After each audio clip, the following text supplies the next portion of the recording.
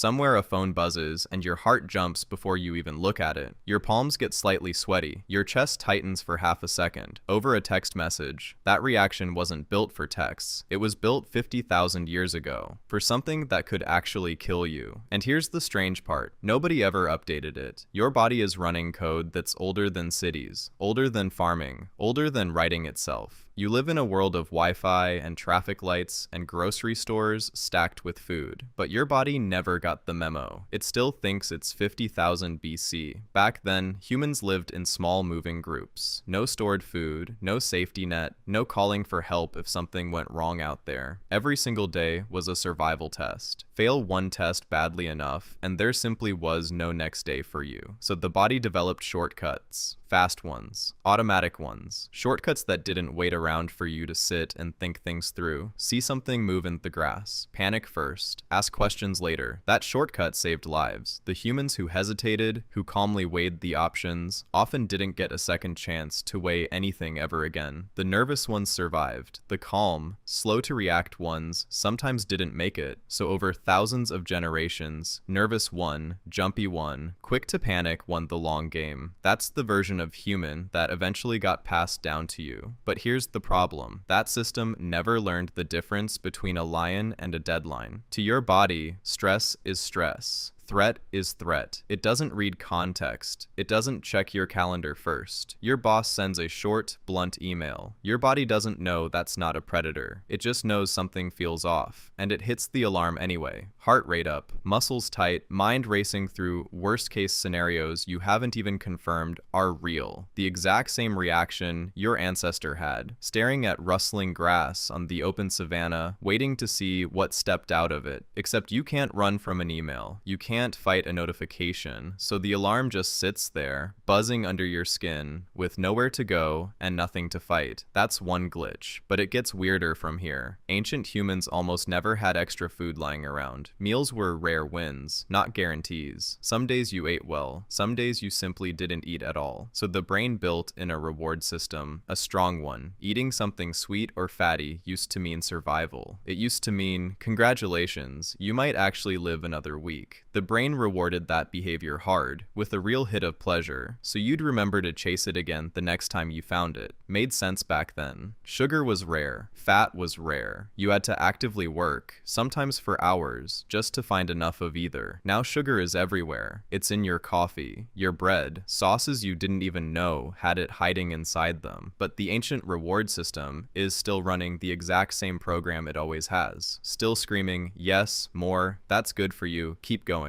Nobody told it the world changed. Nobody told it the shelves are always full now, every single day of the year. So it keeps rewarding you for something that used to be smart, and is now, more often than not, quietly working against you instead. That's loop number 2, closing. But here's where it gets even more personal. Ancient humans lived in tight groups of maybe 30 to 50 people. That was their entire world. No strangers on the internet. No backup tribe waiting somewhere else. Being kicked out of that group didn't just hurt your feelings. It could genuinely kill you, and fairly quickly too. No group meant no protection at night. No food sharing when your own hunt failed. No one to warn you when danger was closing in. So the brain treated social rejection as a real physical threat, not an emotional inconvenience you could just shrug off and move past. An actual life or death situation. Which is why, even now, being left out of a group chat can feel oddly, disproportionately awful. Way bigger than the actual event honestly deserves. Your brain isn't overreacting on purpose. It's using old software. Software from a time where rejection genuinely meant you might not survive the coming season. A software update never came for that one either. Now here's a loop most people never even think about. Ancient humans moved constantly. Walking, carrying, climbing, digging. Movement wasn't exercise. It was just Tuesday. Their bodies expected long stretches of activity, followed by a real rest. Not 8 hours sitting, then a scroll session on the couch until midnight. So when you sit all day, your body doesn't read that as relaxing. Somewhere underneath, it reads that as strange. Almost like something's wrong, like you're hiding, like you're injured. That restless feeling after a long day of doing nothing physical. That's not laziness catching up with you. That's 50,000 years of expecting movement, getting confused by its total absence.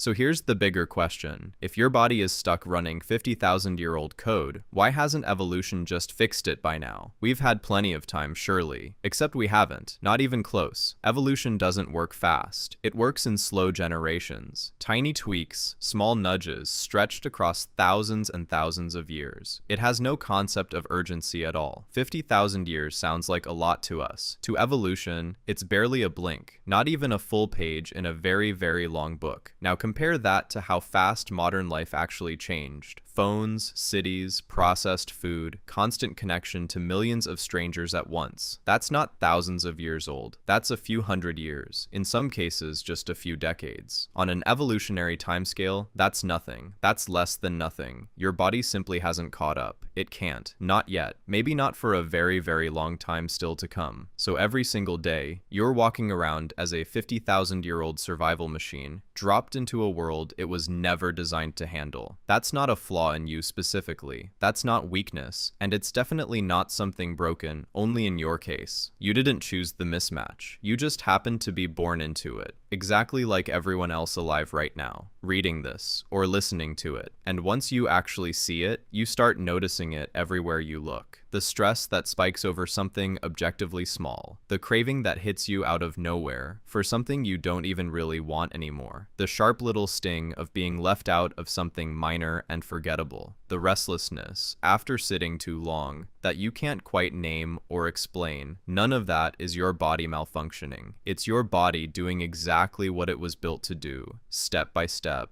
exactly as designed thousands of years ago. It's just doing it in the wrong century. Think about that for a second. Every small panic over a text message, every late night trip to the fridge you can't fully explain to yourself, every wave of dread over a message left on read for too long. That's not modern weakness. That's ancient wiring, reacting to a modern world it was never trained for and never asked to live in. The tools changed completely. Cities, screens, endless food, endless strangers everywhere you turn. But the operating system underneath never got the update. It's still running the same version it ran 50,000 years ago on the exact same basic hardware, which means the anxious feeling in your chest right now over something small isn't proof that something's wrong with you specifically. It's proof that you're still, deep down, that same ancient human, just wearing modern clothes, holding a modern phone, standing in a world that moved on without ever asking your body's permission first. You're not broken, you're not weak, you're not failing at being a calm, modern, put-together person. You're just ancient, running old code in a brand new world it never expected to exist. And maybe the moment you actually understand that, the panic starts to make a little more sense.